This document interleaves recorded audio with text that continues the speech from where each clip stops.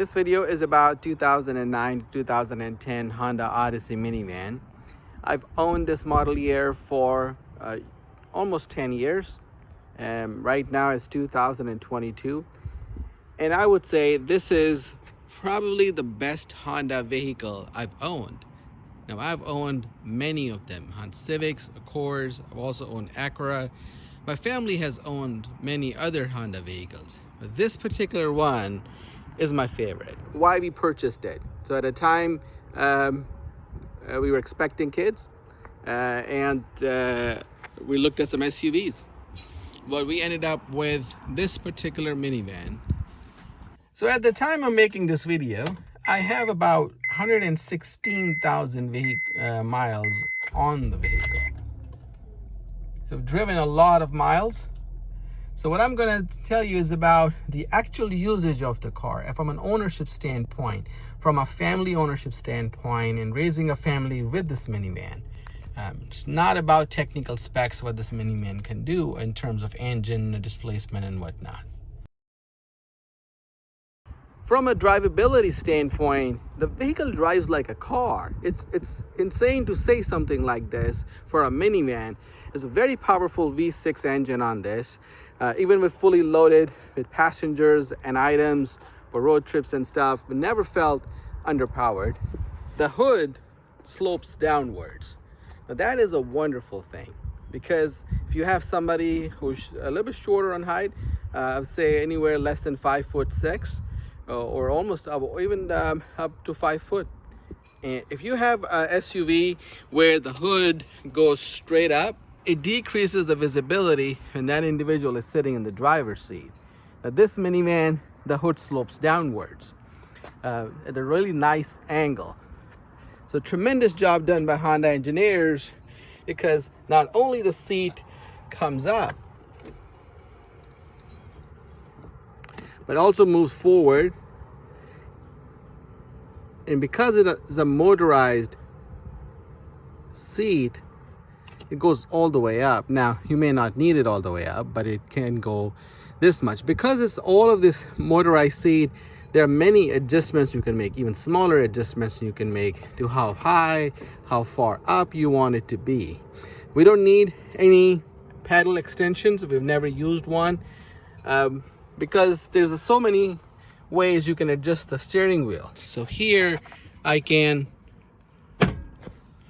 open this, and now the steering wheel can be moved up or down, and I can also pull that out. These options were number one reason we purchased this particular Odyssey versus an SUV. Once you have kids, you're gonna have strollers, you're gonna have a lot of stuff to put in the vehicle. Especially if somebody in your family is a little bit shorter in height, 5 foot, or a little bit more than 5 foot, it's going to be hard for them to lift the big old stroller up and put them in the vehicle.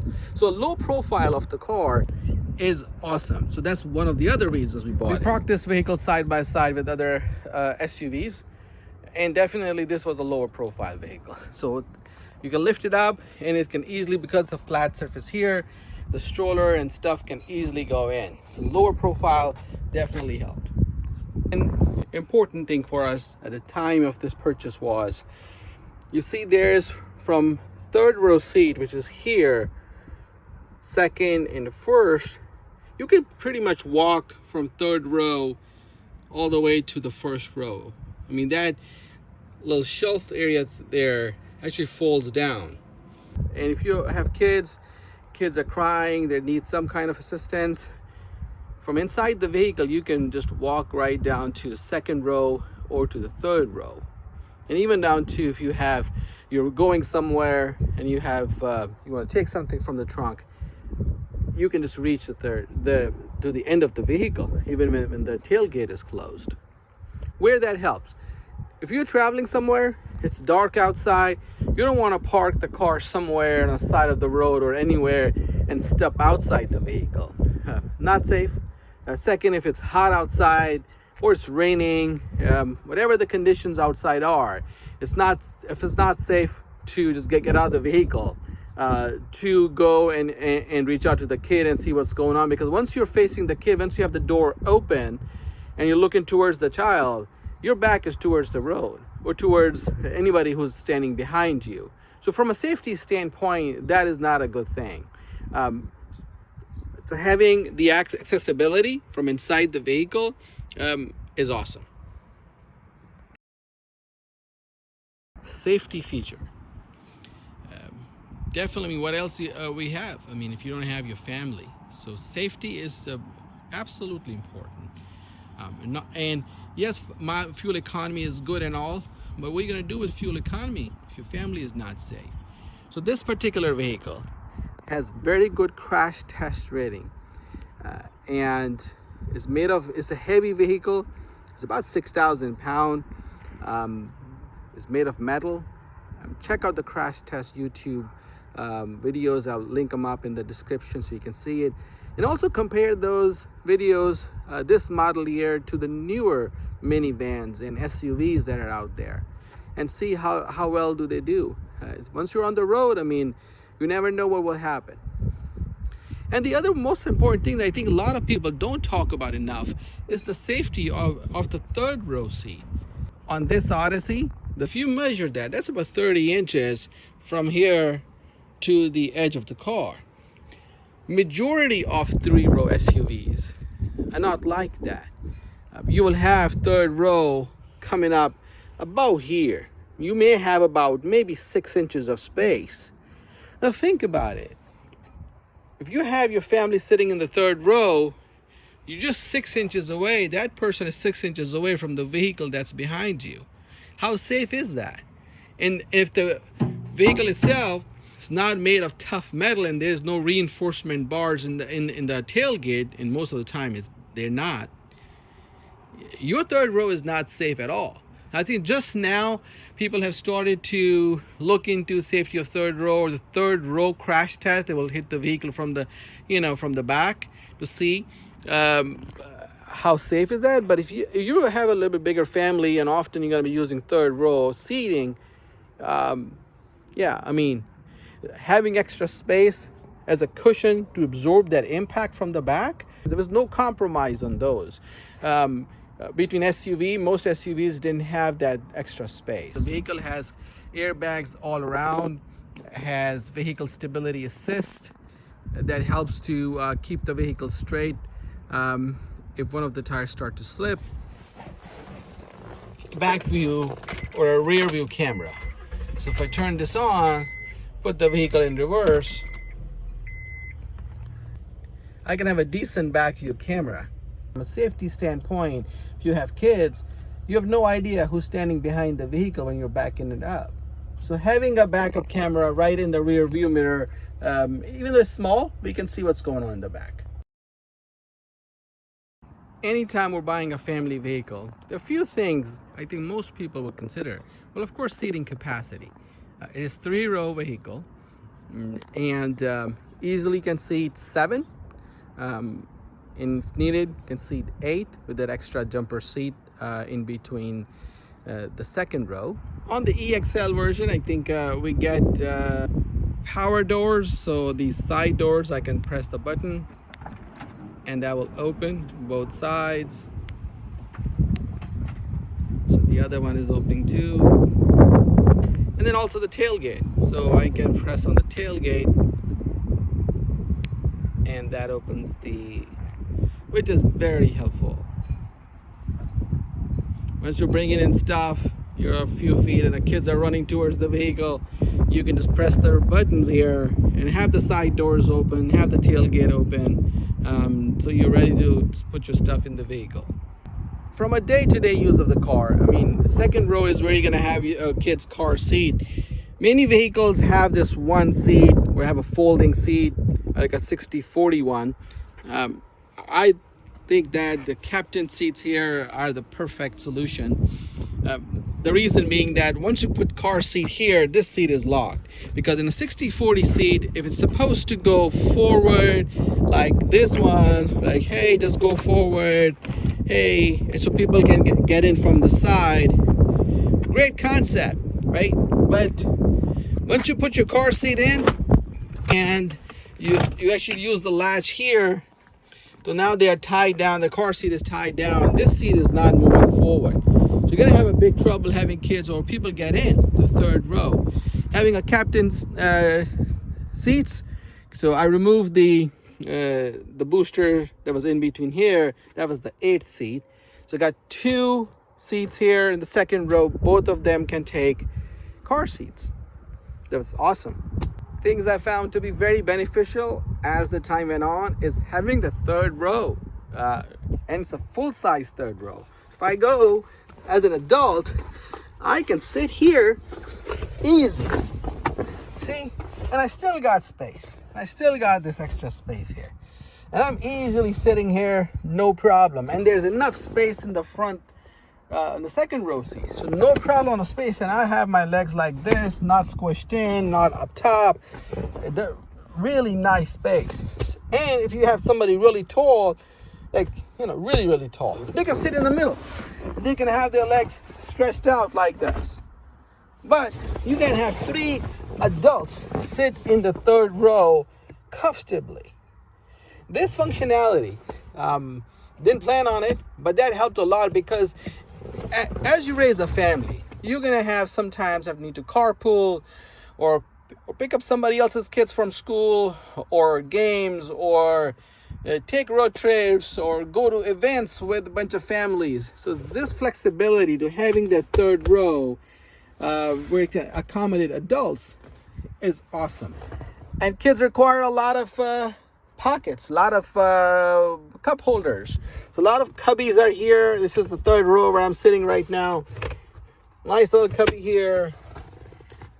Cup holder on the left, cup holder on the right, and cup holders for in the side door, and bunch of cup holders up front.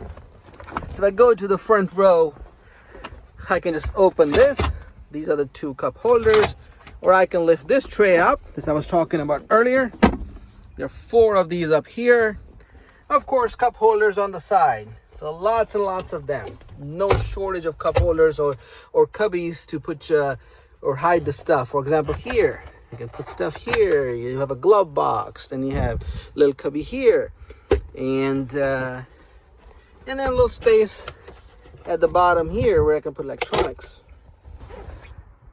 Really nice thing about this vehicle is all seats have their own AC vents. So right above, and these come right from the ceiling. So you have your own, everybody have their own light.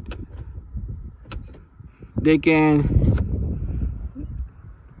use this AC vent for them. So right on the third row seat, I got 2 of them. So I guess 2 in the back, third row, 2 then in the second row. And of course you got vents on the front. So right now I can turn on this AC. So if the second and third row are over here. They also have controls in the back. We can control it. So if you just want AC in the front 2 rows, that's for that. And this is second and third row AC. Now I can have the front row off and just have second and third row working, which is, I'll show right now, the air coming out of those vents.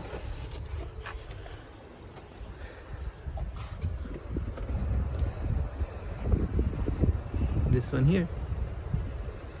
And the second row, we got this separate control for the second row and third row AC system. So and kids sitting here or people sitting here, they can manage their own temperature, climate control situation, fan mode, all that good stuff. So one of the other benefits we found was the second and the third row, the windows are more tinted. They're darker windows. So if you look, I don't know if you're able to see the difference. The front row is not as much, but definitely the second and third rows are tinted. Where this comes really handy and helpful is, let's say you have a child who's sleeping, and having a tinted glass is wonderful. The other thing is you have the sunshade already built in. It comes up and goes right here. Now, this is a little bit, of course, rough after 10 years of using it, and you see some stickers that my family put in there. Or if your child is at the age where they need to be nursed and you don't have a space anywhere you go out and about, you can come to your vehicle, and because it has privacy glass and this extra shade, then we have utilized our own vehicle a lot of times to do that. It was very helpful because many places, quite frankly, don't have a place to nurse a child. And so we just can come out back to our vehicle, turn on the AC, and just be in the car for a little bit of time. And having the second row, so space between first, second, and having the sunshade up, creates a little privacy space. And this sunshade is on the both sides of the vehicle. During the hot summer days, what I also have done is put in sunshades on the third row windows as well, just to make sure that the sun doesn't just shine right in the kids' eyes. One of our favorite things to do as a family has been for years is to use that space behind second row as a little picnic area. So we'll put in blankets. We'll prep the car, put in blankets, some pillows in the back, make it a nice comfortable seating area right from the get-go, and go to a nice picnic spot, and then or just face towards some really good scenic view, and then have a meal in the car. If it's too hot outside, you're in the car. If it's raining, you're in the car, or you can get out of the car and take your picnic out where you need to take it. But many times we have used it, so we have some fond memories. And this is a good enough space so kids can lay down. You can put some pillows there. So once you're at a scenic spot, this is a really awesome space that we have used a lot of times. Good memories. And when I'm not having picnic, this setup of having third row seats folded down into the floor is very helpful to move things. So in case you purchase new furniture, kids' desks, beds, going to the airport, drop somebody off, you got a ton of luggage, you can just have all kinds of seating arrangements with it. You can also remove the second row seat completely, one or both, as needed. If you're moving stuff, you just need one of the seats gone, easy. Also, if you say, hey, I have passengers that I need to sit on one side, so you can just have one side of row open. So here with one hand, you can have left side 2 passengers, and you can remove the second row seat completely out, so you have a lot of space from the back to the front. I think it's about 8 foot. And in case it is ever needed, the extra spare tire is actually in the back. So that's the extra scissor jack.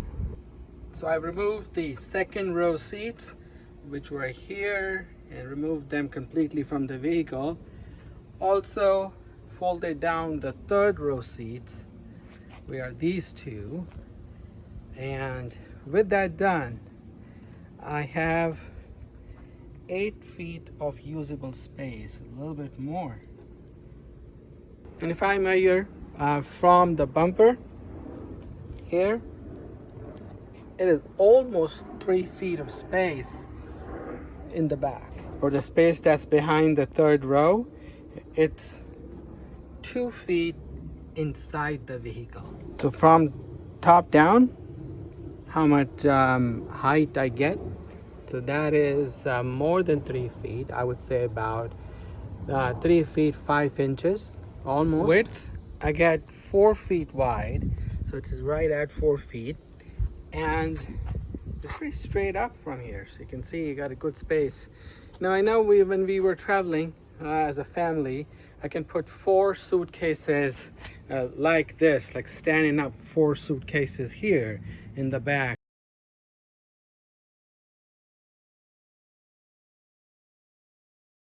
So now let's talk about the technologies. Now this is an old vehicle, of course, does not have all the gadget thingies that we need these days. So things that I've done right now or over the years to make sure it works for me. So first of all, I mean, it comes with the decent set of, you know, equipment. What it does not have Bluetooth. So I installed an aftermarket Bluetooth. This is an Anchor aftermarket Bluetooth. It connects to the power source, and we are good. I also have a dash cam.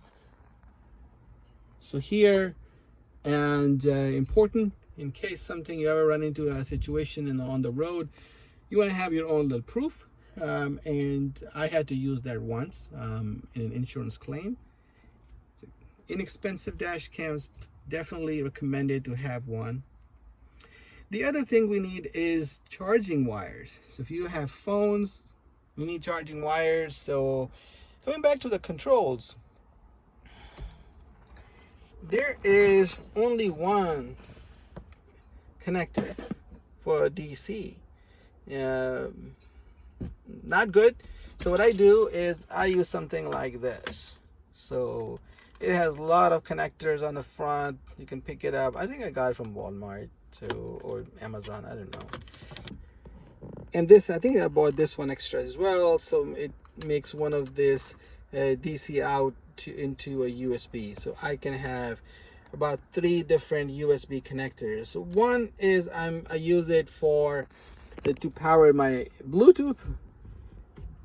The other 2 are for the front 2 passengers so they can charge their phones while we're going places.